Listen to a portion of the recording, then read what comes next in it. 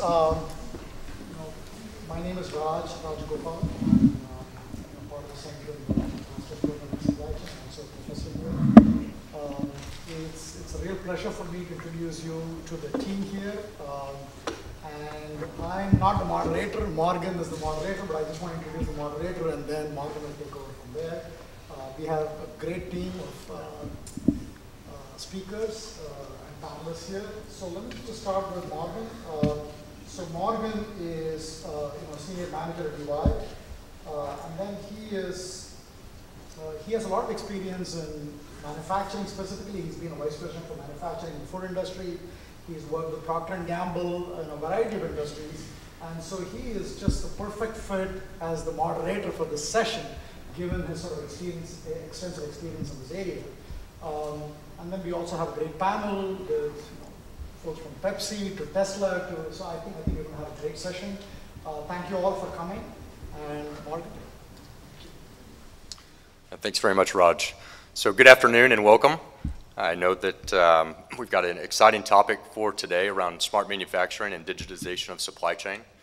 I also recognize that it's after lunch, so we'll try and keep it upbeat and keep everyone awake, because today we've got some really outstanding industry leaders that are going to be talking about how they are implementing smart manufacturing in their supply chain to drive substantial improvement.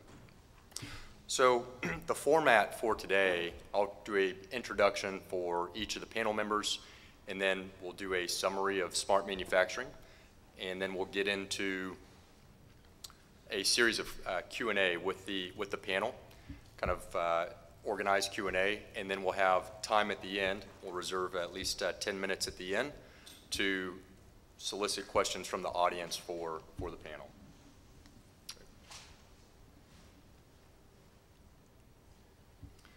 All right, so our panelists that we have today, it's going to be very interesting because we've got a span of different industries that are covered. We've got automotive, aerospace, technology, as well as consumer packaged goods. And I think one of the things that is very important is that as we learn and we look to improve, we always have to look across industry, because if you're just looking within your industry, you could tend to make rather myopic decisions and not really think about what are the additional opportunity out there. So I like the spread of resources that we have in that regard. So starting off, we have Chris Allison, who's a senior principal engineer for PepsiCo. So Chris has over 25 years of manufacturing experience in consumer packaged goods and as an engineer and operations manager. So he's been responsible for the design and program management of new manufacturing facilities in North America, Central America, as well as in Europe. He's an expert in advanced manufacturing, product design, supply chain automation, and he has a number of patents as well in the supply chain digitization space. Chris was educated at USC as well as Stanford, so tends to like California, I would say, Texas Tech, as well as Johns Hopkins. So no lack of education there. Next we have Josh Ensign, who's the Vice President of Manufacturing for Tesla Motors. So Josh has over 18 years of operational experience. He started his career in the U.S. Army as an officer, so thank you for your service. After 12 years with Honeywell, where he was rotating through multiple supply chain, purchasing, and manufacturing roles in different business units, fire and security, automotive, and aerospace industries. Josh joined Tesla Motors as the VP of Manufacturing in 2014. So he's managed a total of 43 manufacturing operations, both here in the U.S. as well as abroad. He has a BS in engineering from Gonzaga University and an MBA from the Marshall School of Business.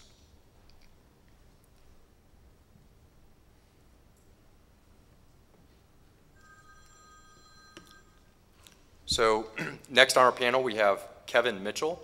Kevin is the Sector Vice President of Global Supply Chain for Northrop Grumman. He has over 26 years of experience and success in managing large-scale manufacturing operations. He's responsible for developing and implementing the sector's sourcing strategy for acquisition of parts, materials, and systems required to produce a spacecraft and aircraft for delivery to the customer. And finally, representing technology, we have David Murray. Director of Global Strategy and Operations for Hewlett-Packard. So David provides governance and driving definition and realization of supply chain fulfillment strategy, developing future capabilities, standardized business processes, operational reporting, and IT solutions. He as well has over 20 years within the supply chain industry in Europe and in the US, covering strategic development, program and operational management, and partner development, enabling the organization to evolve and meeting the changing requirements of its customers. So thank you, panel, for being with us today. So just by show of hands, who here has heard of or had some involvement in what we would call smart manufacturing or digitization of supply chain? Good, so I would say about half. So as we think about manufacturing and the evolvement of manufacturing over time, kind of the different revolutions that have taken place in manufacturing, we can think about things such as the assembly line. We think about the advances in mechanical engineering. We think the advent of automation. We talk about things like the process improvement side of innovation, whether it's Lean, Six Sigma, TPM, all of those things have had a substantial impact in the performance of manufacturing operations. But based on what we're seeing out there and based on where we think the direction of manufacturing is going, smart manufacturing could perhaps be the largest impact in manufacturing improvement that we may see in our lifetime. And smart manufacturing is a big subject, and that is very closely linked with the digitization of supply chain. So based on experiences with client and an industry, based on different research, it's fascinating going out and even as simple as looking at Google or YouTube, the number of presentations, speeches, implementations that you can learn about, read about on the internet. And so if it's something that you're really interested in learning more about and understanding the breadth of it and how companies are doing it, I would certainly recommend that you go do that, because I was personally surprised by how much information is out there regarding the subject.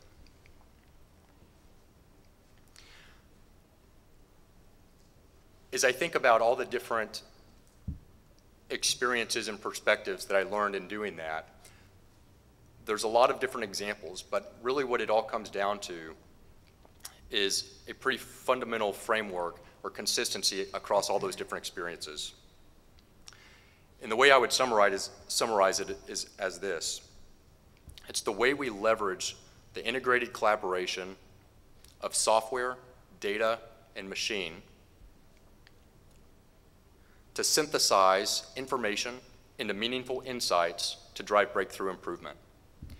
And it's this digitization that will enable a more holistic and integrated operation, faster speed to design, improved quality, increased efficiency, predictability of when machineries will fail, and the greater agility to respond to the customer's ever-evolving needs.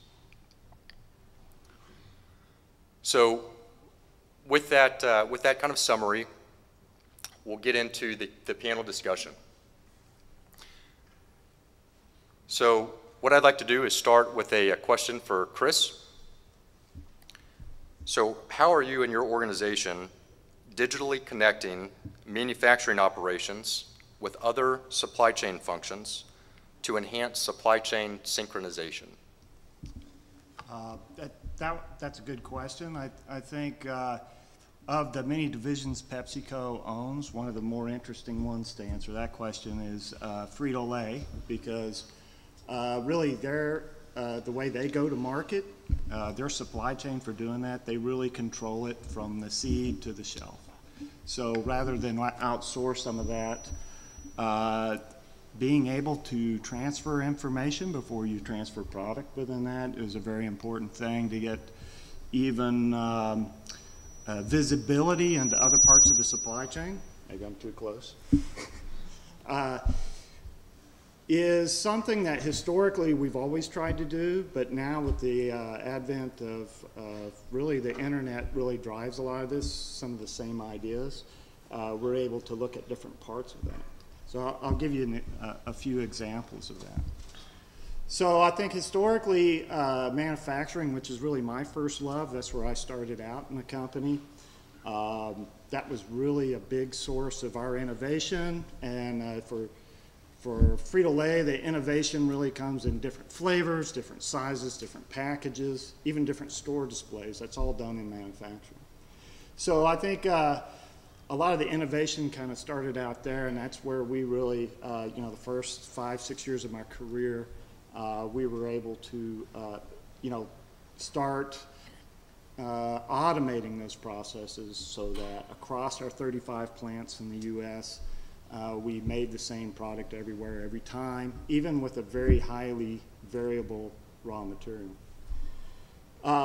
But as that went along, now the innovations kind of changed these days. The way people go to market's a lot different. E-commerce is a big rising thing. It's a very small percent of our market now, but we're expecting it to be larger. And along with that, customization. Different stores, which are our direct customers, may want something different. Your club stores like Costco's, I'm trying not to use too many trade names here, but are different from your grocery stores or different from your convenience stores on the corner. And all of those guys require something different.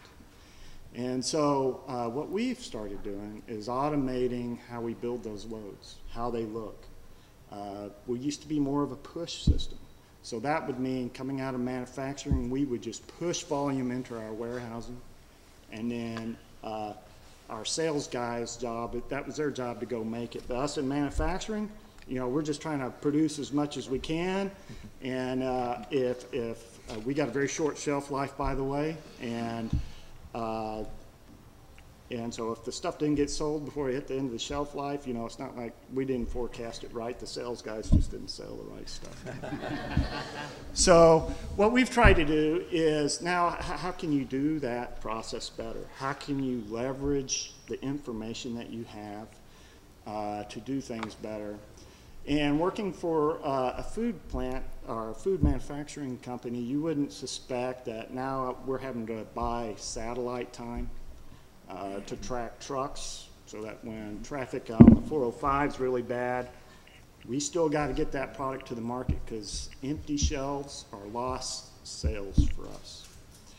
So having that real-time information, knowing when the 7-Eleven store is running low on a product, that's something that we can now respond much quickly to. But it also means, from a sustainability standpoint, I'm not loading a whole lot of product on a truck without knowing what I'm going to deliver to that store. So used to, our sales guys would go into those stores, they'd take an inventory, go back out to their truck and build the load. What's changed today, and we're building a plant or a facility here in LA that will do this, and we've got several across the country, is now we're co-locating our manufacturing along with our distribution.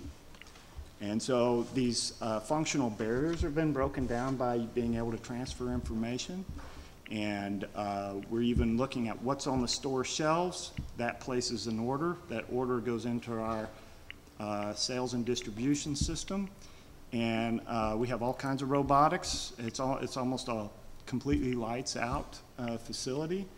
Build the loads. So rather than shipping case quantities, we may build a case that has 3 bags of Lay's, 3 bags of Fritos, 3 bags of Doritos, and then only that case gets delivered to the customer. And so hopefully when that facility's up, some of the students here will get you tours of it, but it uses a lot of robotics that use a thing called swarm intelligence, so the robots all cooperate and things like that to get the orders built. And some side benefits of that is we got a very fragile product, so the way that product's handled from bag into the case is gentle. So hopefully you guys see a lot more whole chips in your bag. So we try to leverage the technology. The first way in, the first entry point for us was efficiencies. And I think that's really, when you start looking at some of this technology, it gets very expensive very quickly. For a consumer products company where we're charging 99 cents a bag, maybe $3 a bag for stuff, we have to be very prudent about how we do that or use that technology to drive efficiency. Of course, supply chain is always on the cost side of the equation, so you're always trying to reduce your cost. But along with that, it first starts out kind of transactional, but eventually you start getting into the insights that you were talking about, that and the challenges there, and maybe that's, I'm not going to steal any thunder here, that might be part of it, is how you aggregate that data to get those insights. So, you know, even some of you that are studying big data and stuff like that, that was certainly our experience. You suddenly are inundated with a lot of extra stuff, and how do you put that to use? And so I think I might just stop there in case I might be treading on someone else's. No, that was, thanks, Chris. That was very helpful. So the next question that we have is for Kevin of Northrop Grumman. And the question is, what have been the successes and challenges in implementing smart manufacturing methods in your organization? My product line is a little bit different. It's like we build military products, so all of our chips don't get broken. You break everybody else. Yes. So, but we actually, one that comes to mind is really fascinating to me. When you look at what our requirements are, we build military products as required to be reliable, stay available, so the warfighter can be able to perform his mission. So you need all the uptime that that vehicle can have in the fleet. So we have one technology on one of our products that I won't name, that the product has the ability to self-diagnose itself in the air. And while it self-diagnoses itself in the air, it can tell you something is not working or something's broke. And it can order that part while it's in the air to the OEM that builds the parts for them. And if it's not one of the OEM, the major partners, it can go all the way down to the supply base and put an order in for that particular part, which reduces the lead time. It reduces the time of inventory, a lot of inventory on stock, and it allows us to have a more efficient system, as well as keep the uptime of that vehicle in the air, so which is part of the main mission for that product. So when you're looking at the requirements to be able to put a system like that together, we're still working it.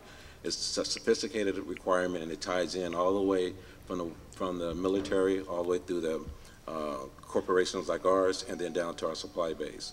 A second example that I would like to use is digital manufacturing, starting at the engineering base. On some of our parts that I just named, the tolerances are so tight that you can't be off by about 10,000ths of an inch off. So when you have tolerance that tight, when you're trying to locate a part from a manufacturing perspective, if you drill a hole in one panel and put another hole in a structure, you put it together, normally don't line up. But if you use digital data, and you're able to allow two different companies to drill a part and put it together, and they line up perfectly. And then that has to go within our corporation, within our fab centers, our manufacturing centers, all the way to our customer at another facility. So using that data allows us to have a tighter tolerance on our products, and also a better quality yield. That's it. Thank you. Thanks, Kevin. And I think that that's a good tie-in with what we heard from Patrick this morning as he was talking about the Siemens, and he was talking about kind of the level of digitization that goes into the design of the actual manufacturing process. I think in industries such as Kevin, you know, that's going to be a really critical part of success. Thanks, Kevin. So for the next question, this is for Josh of Tesla Motors. So Josh, how is your organization leveraging manufacturing data to increase productivity and quality?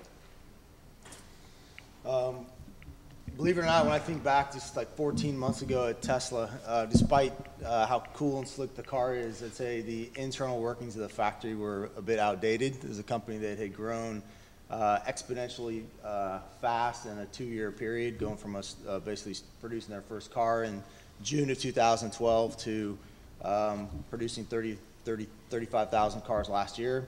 Internally, though, being able to get information about what was happening across the factory was incredibly difficult. This was just 14 months ago. To the point where you really couldn't even tell, you really had no idea how you were performing on any of the key performance indicators on a daily or hourly basis. Fast forward 14 months, and our focus has been really on using data to focus on our smart manufacturing, to focus on the speed of information to allow speedier actions. So I have probably 3 or 4 examples I'll talk about, and it's kind of how the evolution of how we've progressed in the past 14 months. But the first thing was to kind of get a heartbeat of the factory. And this is not unique, but when I think back to my manufacturing career, going back to the first manufacturing plants I was involved with, the way you manage that factory was a morning meeting. So it was a morning huddle, and you get together and you talk about what happened the past 24 hours. So in reality, your cycle of improvement or your cycle of activity was once every 24 hours, and then you'd have some sort of weekly performance review, and then maybe a monthly performance review where you're looking at stagnant data, stagnant information that is now a week or a month old. So for me and for Tesla manufacturing, we talk about smart manufacturing. It's about how do we get data faster, real time, to allow for real time actions. So our first step was to create sort of a digital factory.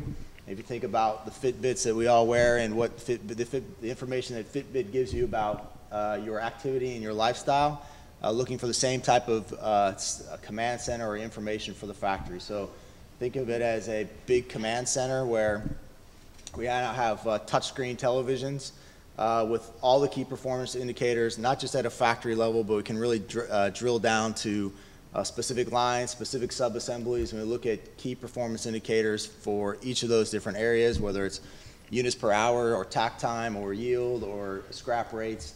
So you can start at a high level, you go through touch screens and drill all the way down, so you're getting real-time information about how the health of the factory. So that's the first step, sort of capturing what is happening.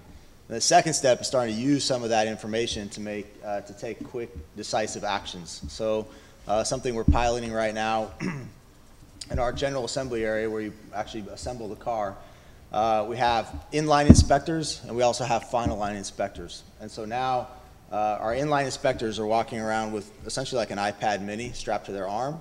It's a set of specific inspection criteria that they have to look for on every single car, and they have to actually sign off that they've checked each one.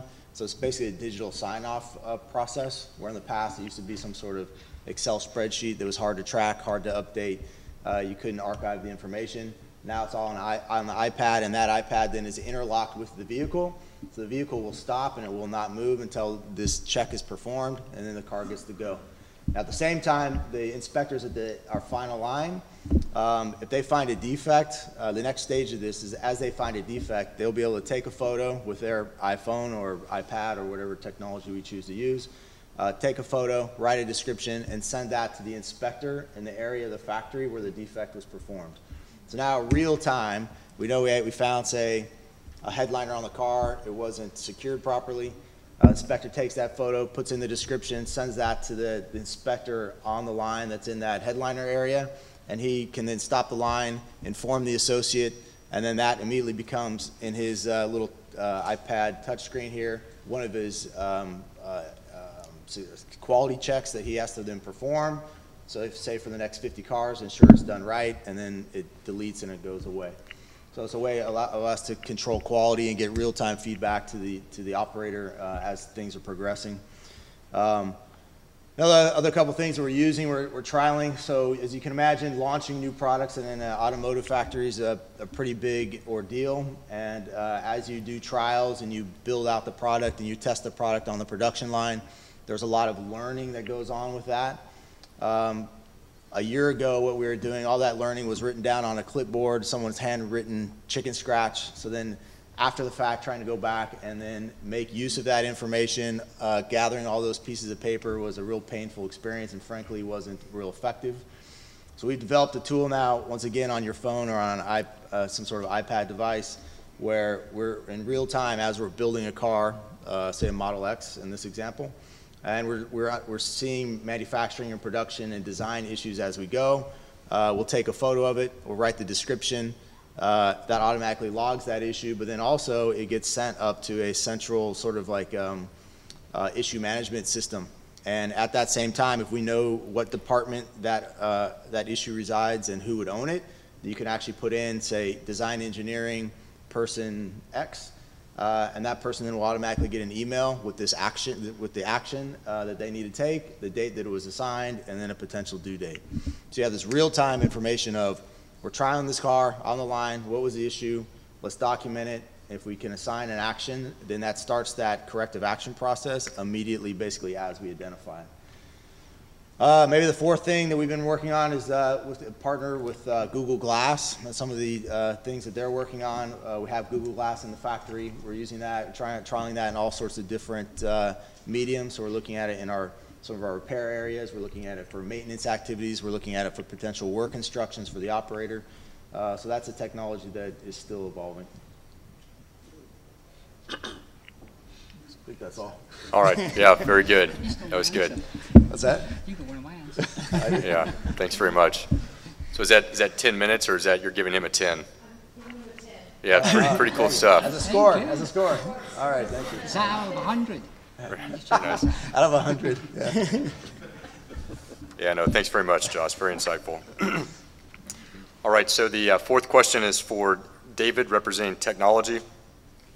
So, David, what do you see as the next level of innovation as it relates to leveraging digital or data in manufacturing? So, just give some background to HP.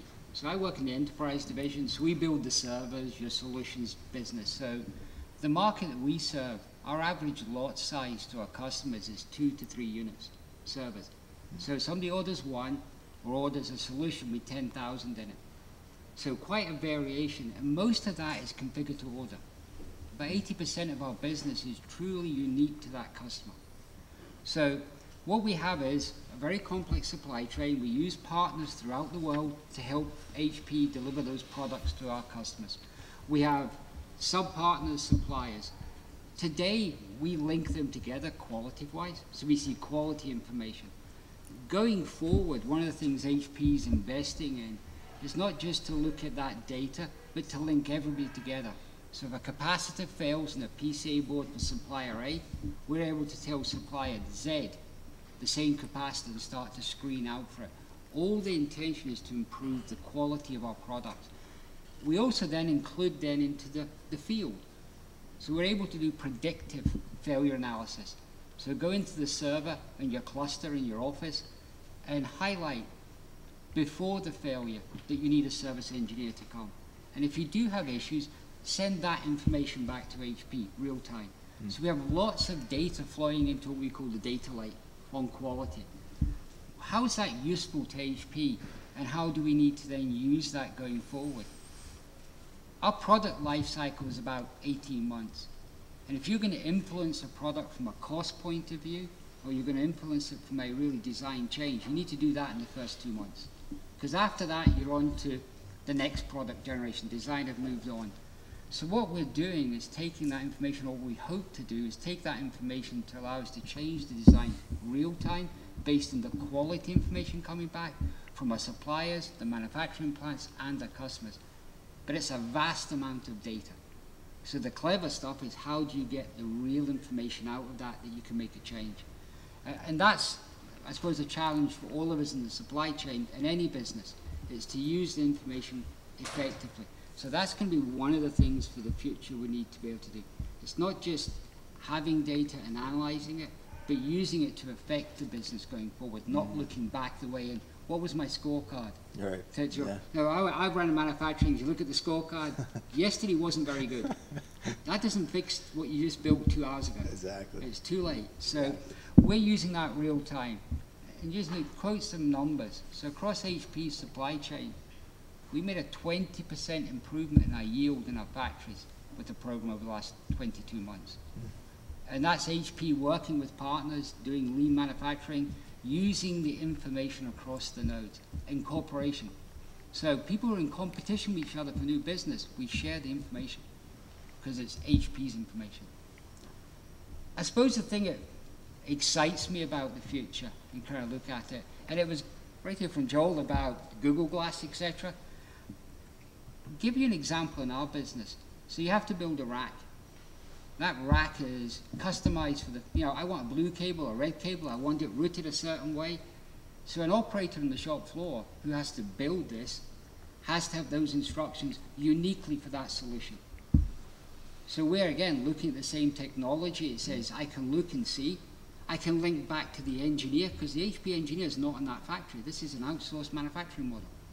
So you have direct linkage back to engineering to make changes when you're doing new product introduction. So that's how HP is looking at it, but we look at it with our customers. So taking the aerospace industry. I'm not going to name of the company, but a European airline manufacturer would be a good idea. There is only one, right? So it's not Boeing.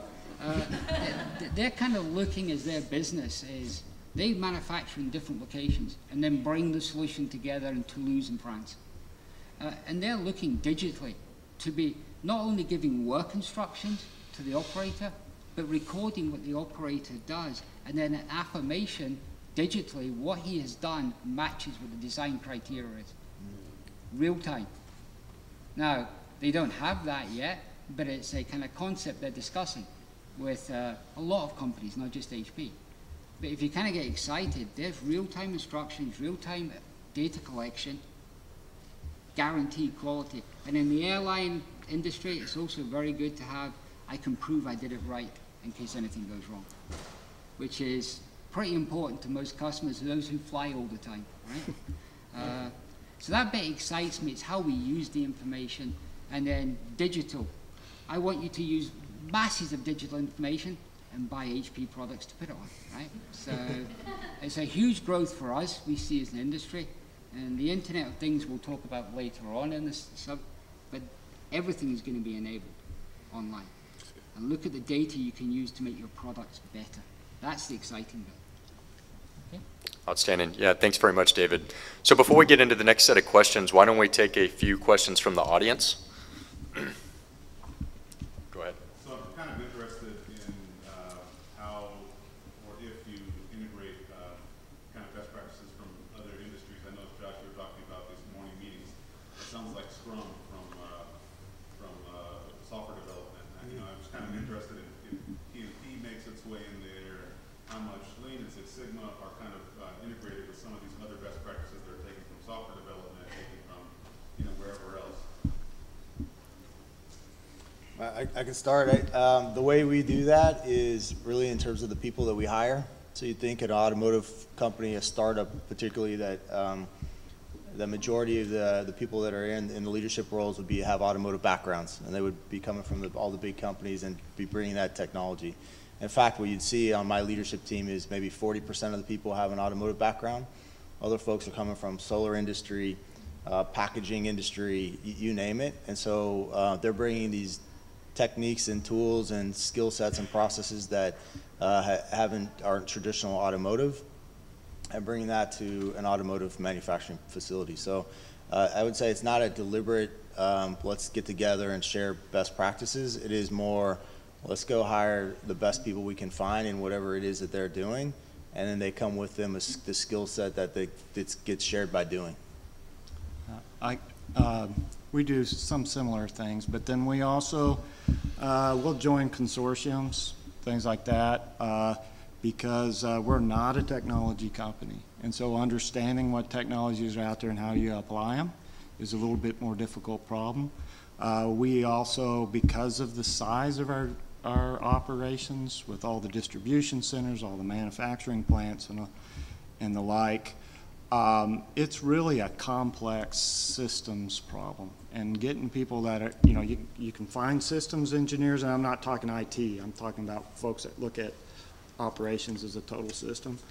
We have a lot of legacy systems, whether it might be SAP or some of our manufacturing execution systems, stuff like that. We're not going to just wholesale rip that out to get them to start communicating. So getting key systems of systems type engineers is a challenge. I would say to try to get those people to really work on these complex systems so you get the reliability and the uptime from them. And I think that has been our challenge in how we try to take from other industries. Like Northrop Grumman's got some of the best systems engineers in the world. You know, getting in situations where you can share experiences and things like that's been very critical to us. Just one part of it as well to extend it. One of the things that we've been working on within HP is with our supplier base. There's no point HP having the best processes. We are very much a lean Kaizen approach, re-energized in HP over the last few years. And what we've been doing, and it costs HP money to do this, we go and we help train our supplier base to use the same techniques and the same tools. We bring in Toyota expertise from Japan. We run Kaizen events in every manufacturing site in the world for HP, and including the ones HP don't manage. And only by doing it that way do you really get benefit. And the cool thing out of it, your suppliers come up with good ideas you can use elsewhere. So that's when we get our return on investment. I think all industries will learn a lot by leveraging different industries. You try to say stovepipe in your industry, kind of, I think you die. You know, when I look across the board, we've used Apple, Google, IBM, Gartner. We used all different types of consulting, as well as I think what Josh said earlier, the way you hire, even with interns. You get some of the brightest all over the country, so you're able to leverage their capabilities, bringing that from school, and then take advantage of those capabilities as well. So I think it's a necessity to be able to leverage all industries. Very good. Nice question. Other questions? Yes, go ahead. I have two questions. The first is, how does digital supply chain accelerate the learning curve? What are the challenges, and how much time does it take for a firm to adapt? And the second question is more specific to the example which David raised about aerospace. What kind of reduction in spares can we observe across the supply chain if you implement digital supply chain versus traditional supply chain? Nobody's jumping to the second question.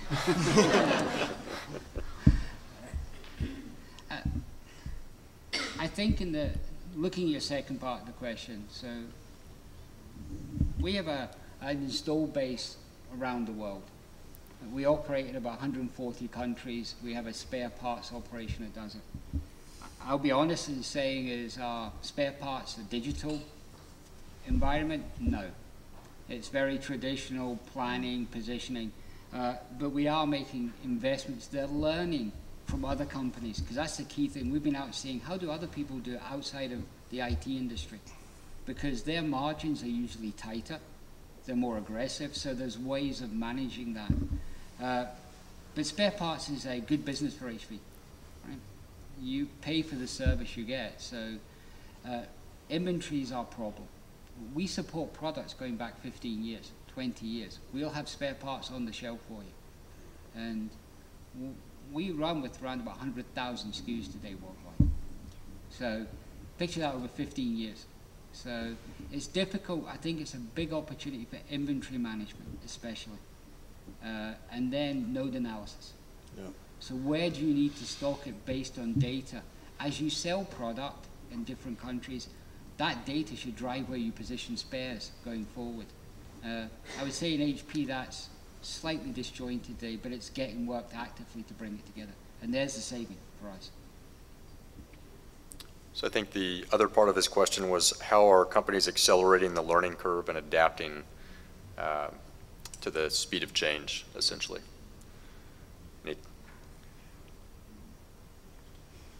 He was on the road. Go ahead. I don't know. To be honest, I don't know. We don't necessarily have an approach. If you take a look just at the general profile of the Tesla employee, it's quite a young organization. My industrial engineering group, which is leading the smart manufacturing activities, probably average age is 26 in that group. There's a bunch of youngsters that grew up with all this automation that was maybe new for me, but for these folks, it's all they know. And so this younger generation is coming in with this understanding and innate understanding of the technologies, and they're the really ones that drive it. I kind of give a vision of, hey, this is what I need to see, and this is how often I need to see it, and that group that really just fills in the gaps. So it's not. I wish I could say it was some fantastic strategy that we've been able to implement over the past year. It's really not. It's just been hiring the right smart folks that happen to be this younger generation that is very technology savvy, and they're able to take maybe some of my ridiculous ideas and put them into motion. I don't know. It's actually right now that's as sophisticated as it is. There's a couple of things we have done. When you look at the supply base and we have a new design, new technology we want to deploy, and we're going through our suppliers to be able to achieve it, what we try to do is get that company to be involved with our engineers up front in the process. So they're working together hand in hand to make sure they understand the concept, the design, and they work out all the differences prior to going to the build process. And then when it's time to start the manufacturing of that part in the supplier, we send a team there at that supplier. And we're there side by side with their engineers and even some of our manufacturing folks and quality folks to make sure it's a true integration of the design as built. And then we're able to help speed up the learning curve so they can get back and get into production and meet our requirements and deadlines. Forget, go ahead. There have been some very recent, very high-profile cyber attacks that a lot of companies have experienced. How much does cybersecurity threats play into your plan moving forward as you continue to automate all of these processes? Security is a big concern of ours. I would say it has always been. I think our culture internal to the company is also changing. It used to be every time you kind of run across hurdles to implement technology, there was a lot of that done by our security folks. I can't talk a whole lot about it, obviously, but people take it a lot more serious after, I don't know if you remember Stuxnet, that's shut down the Iranian nuclear centrifuges and stuff. Some of the manufacturing technology they were using is the same stuff that's used everywhere, and it's probably in everybody's plants. So that was one thing. Also with the recent Sony thing, we consider our data highly, even though we're a public company, financial data like that is very, but we also deal with food. And so there's a food safety thing that we have to, it is our duty to protect the public from. So there are things that could happen if somebody could get in maybe. So all those things are taken very seriously. And I think that every new technology that's implemented, every new interface that's used has to be vetted through our security folks.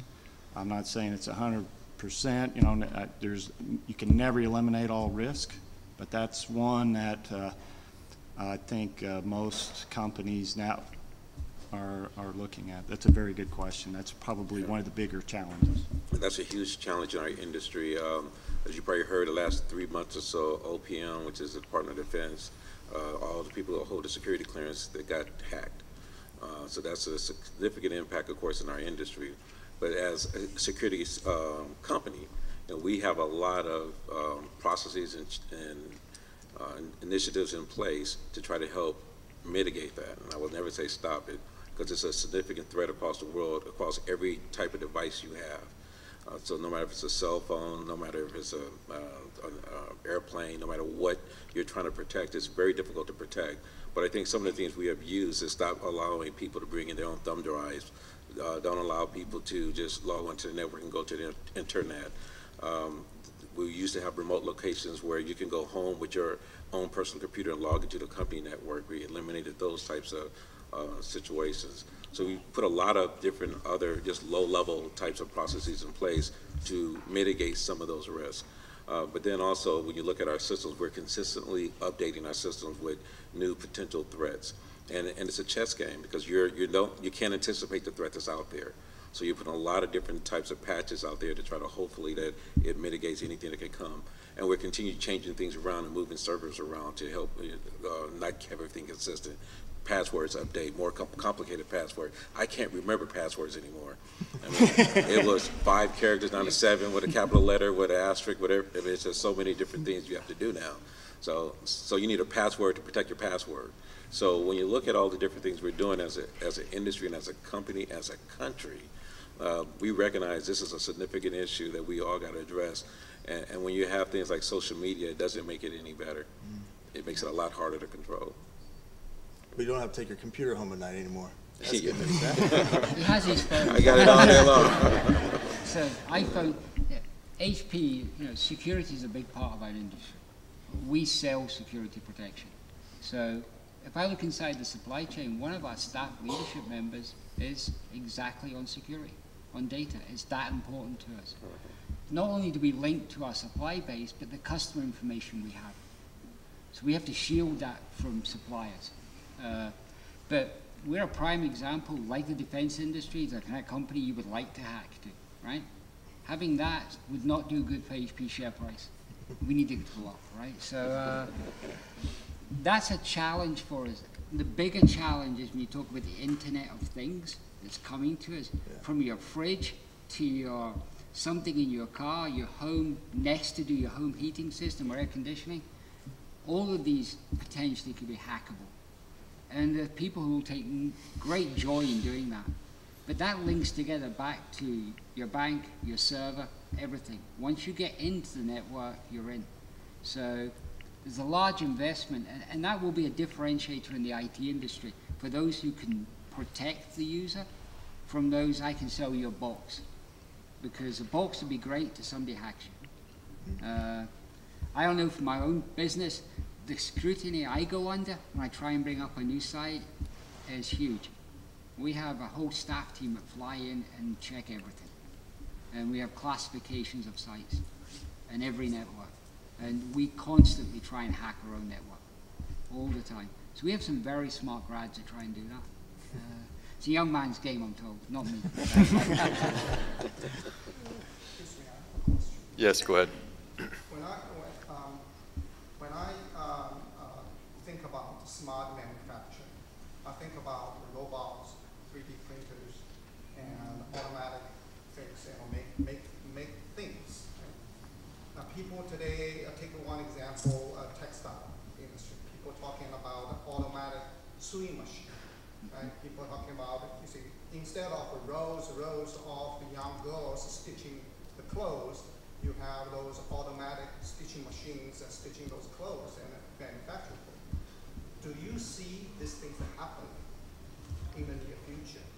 And the second question is that if these things happen, how does things affect economic development of poor country?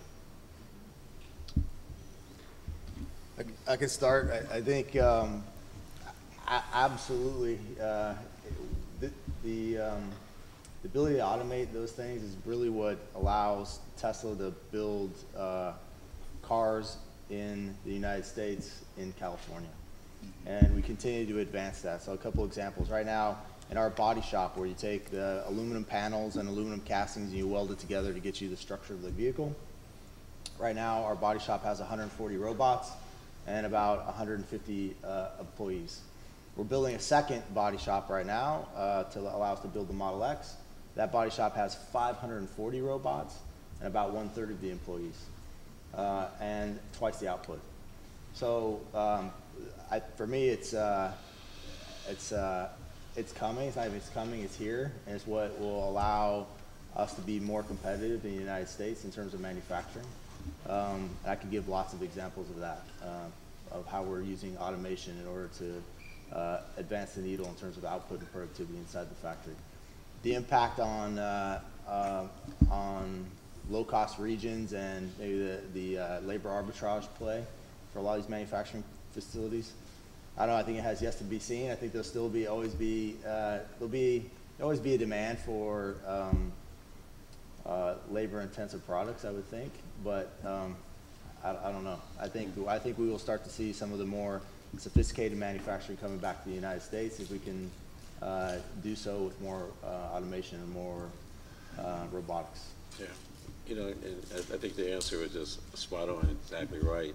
And there is a lot of automation, like additive manufacturing. And you look at the capabilities in our industry that you'll be able to build parts without starting with a sheet of metal.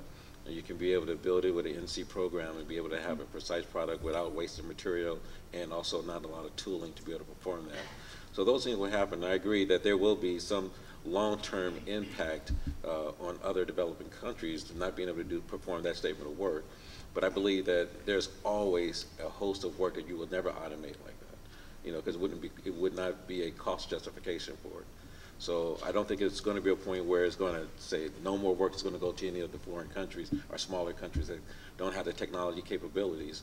So I think there's work to be done no matter where you go, no matter what technology we deploy. Remember, we started off years and years ago with a lot of less sophisticated technology as we have today, and those countries are still thriving.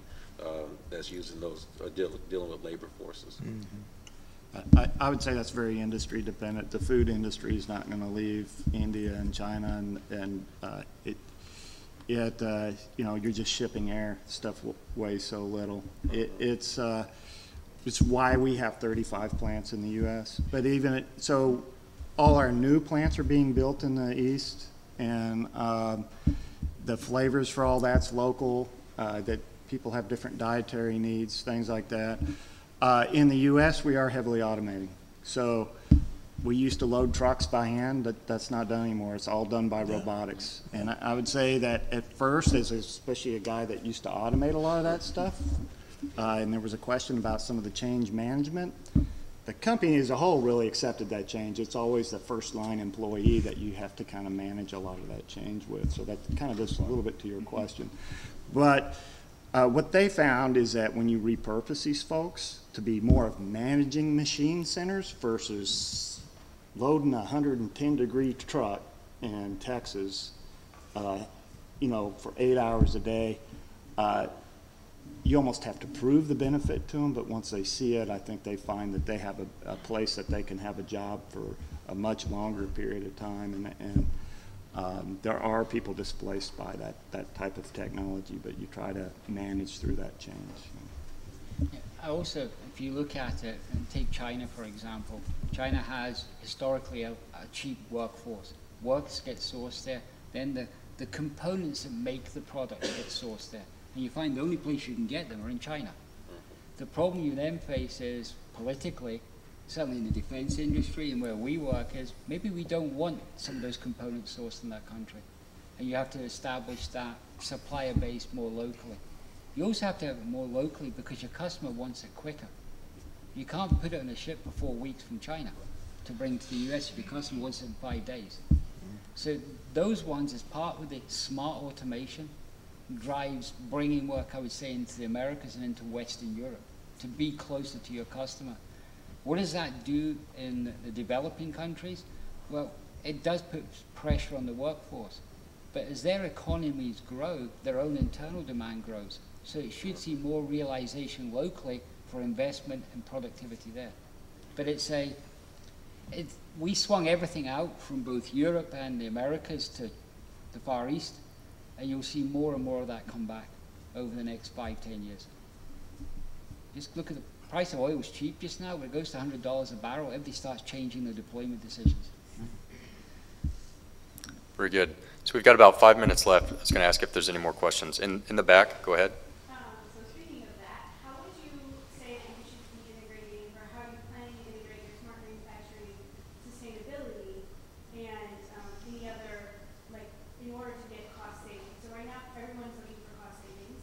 As energy, I just did a deal at work for energy savings, right, by going to the open market. So how do you start to integrate sustainability into your smart manufacturing in order to find those cost savings?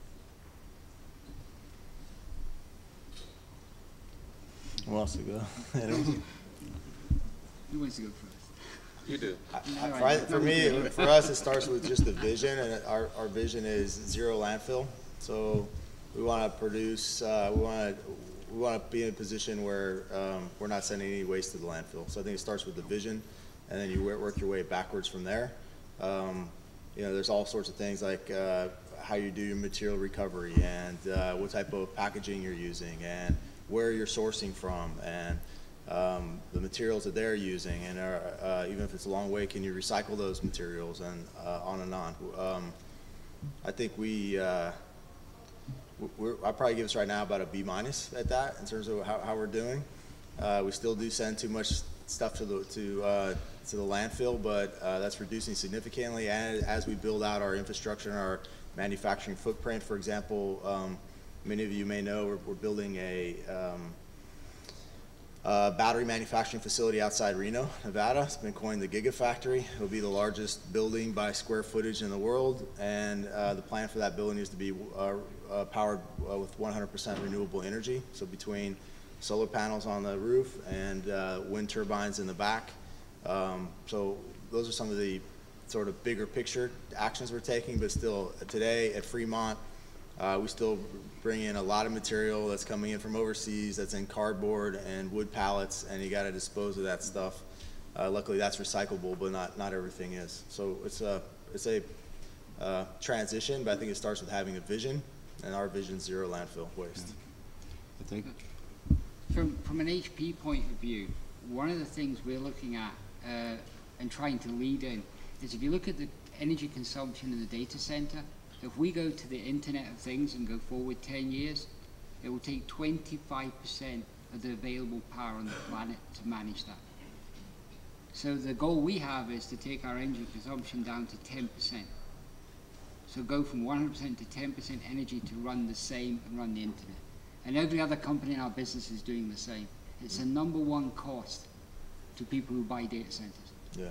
Cooling, air conditioning.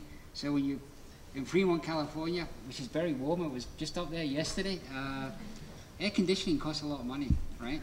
But if you look at that in a data center, it's like an oven, right? And they don't work in those temperatures. So there's a design not to use energy, and then there's exactly what Tesla doing.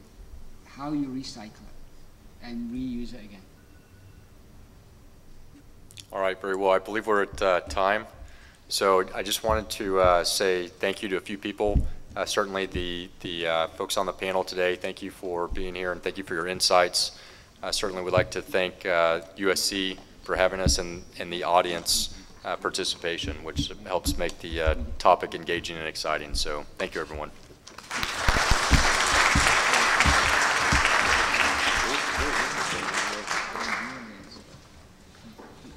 I like that about the self-diagnose and